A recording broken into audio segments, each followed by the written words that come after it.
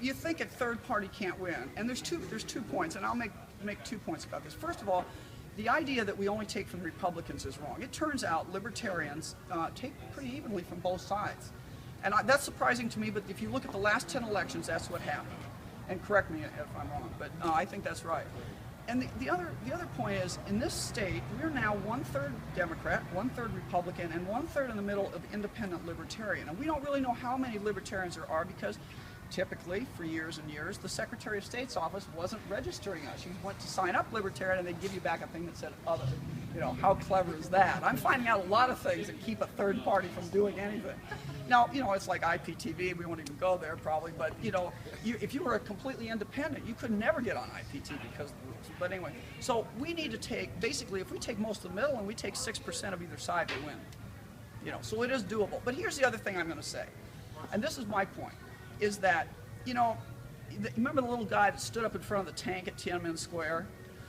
Did he win or lose? I asked Simon Conway this. I said, did he win or lose? Now, I think, you know, one of the things that we talked about at the National Libertarian Convention was that a country that loses its character loses its liberty. And one of the things you have to have is that character point that they put down was optimism. And, you know, Simon said he lost. Well, I guess I got optimism. I think he won because he changed the world. He changed how people look at China. He changed how the Chinese look at themselves. And so when I ask people that, I say, do you think a $20 donation to him would have been considered wasted? A vote for him would have been considered wasted? I don't think so. And actually, one of the reasons I'm a libertarian is this man standing here, he told me one day, he said, I'm not morally going to vote for people anymore. We're going to enslave my children to taxation and regulation and all the bad things that are coming down the pipe. And, you know, and like I say, I just think it's more attached. It's time to be attached to your liberty, less attached to your political party, you know. Thanks. Oh, I'm sorry, about what? Medical phones. Oh, yeah, well, you're talking about, you know, we're talking about the regulation. There are 160,000 plus pages of medical care regulation, and it's counting. And people wonder why medical care is so expensive. It costs $60 just to send out a bill. You know, my dad in 1970 used to charge $3 for an office visit and $6 for a house call, you know. And actually, I had the price list from the University of Iowa from years ago. And you have to compare it to what the average worker made. Okay, but if you look at today, it would you realize how much more medical care costs relative to our society. In I think this was 1920. These numbers are from. You could get your appendix out at the University of Iowa, and it was a lot more complicated in those days, and it cost 3 days of a blue-collar worker's salary. Think about today. You couldn't possibly pay for it. You know, that's it's so out of line. But that's one of the reasons. And besides, and if 160,000 pages isn't enough, now we're bringing out the new ICD-10, which has like 30 codes that we have to use just on chicken injuries. I mean, there's one for being pecked by a chicken. Then you have to line up the code with your pecked by a chicken again.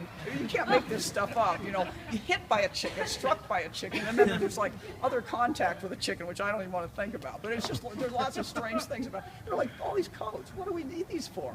Well, you need them because everything you do is digitized. And I'm going to tell you, I'm actually writing a book that's coming out next year called Surviving the Medical Meltdown. I hope I get it published before we actually melt down, but my editor does too. But anyway, and the point is that we're doing all this stuff that looks like, you know, like they convince you that electronic medical records, all this stuff is top-down, unfunctional bureaucracy. And I was just at West Branch at Hoover Days, and I spent time in the museum, and I have to say I know everything I ever want to know about Herbert Hoover.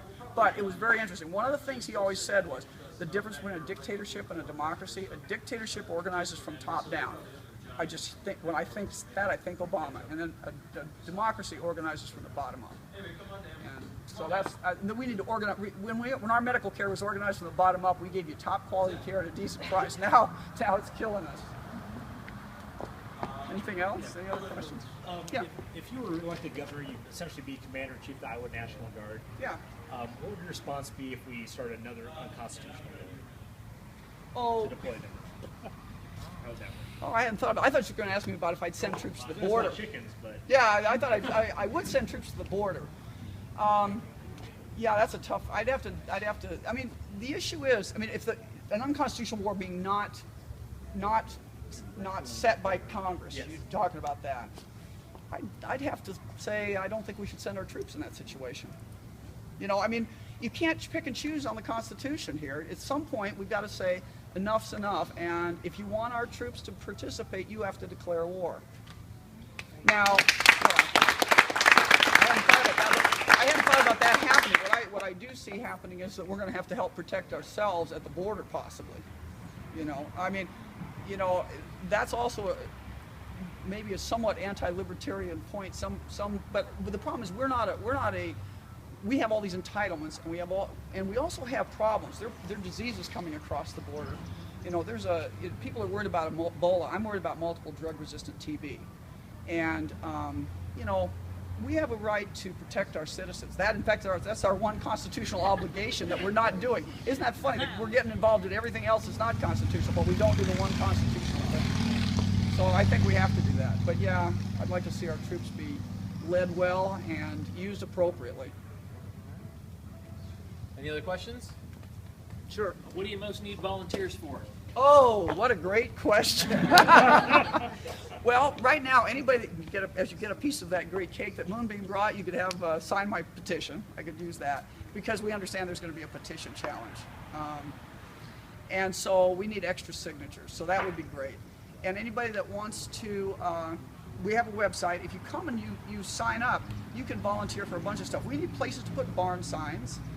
We are kind of waging electronic warfare, so we need you to go to our website, like the Facebook, push it out to your friends. Tell your friends. You know, the best thing is they know you, they respect you. If you endorse it and say, hey, I really want you to look at this person and send it out, that's been very effective. And I also need people to go to, we'd like 2 big barn signs in every county. I'd like people to get groups together that I could go speak to.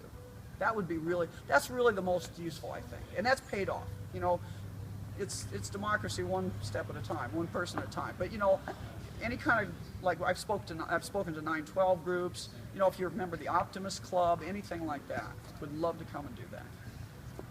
Steve, what's your deadline for getting ballot signatures to get on the ballot? It's the 15th of August. I'm going to try and turn them in the 14th. I'm just trying to collect as many as I can before that. There's no advantage to me turning them in today. I'll do them at the fair, basically. How many do you need? We don't know. You know, to get on the ballot, we need 1,500, and we're probably right there. But we need to have more, because if they really go through and they start line item, the one time they're going to use the line item vetoes on my signature. So when they start doing that, it's going to be a problem. So, I mean, we're going to be at the Family Leadership Summit. We're going to get some there hopefully this weekend, and we're going to talk. Good. Okay. Good. Oh, thank you. And we're going to, you know, and I want to thank you, Steve, for your help. You've been very helpful. And do you have signs with you, or? you know, I didn't bring signs, and I'm out of bumper stickers, but we are going to have signs. We're going to have signs at the Family Leadership. We're going to have, the guy that I have signs in Des Moines is out of town right now, but Joe Gleason has them in his driveway, and we can just contact Joe and we come get your signs. Yeah. If you really want yard signs, And we also have some for Ed. There you go. Choose freedom. That's what it's simple. It's a simple slogan, but it's true. All right. Yeah. Well, thanks so much Thank again you. for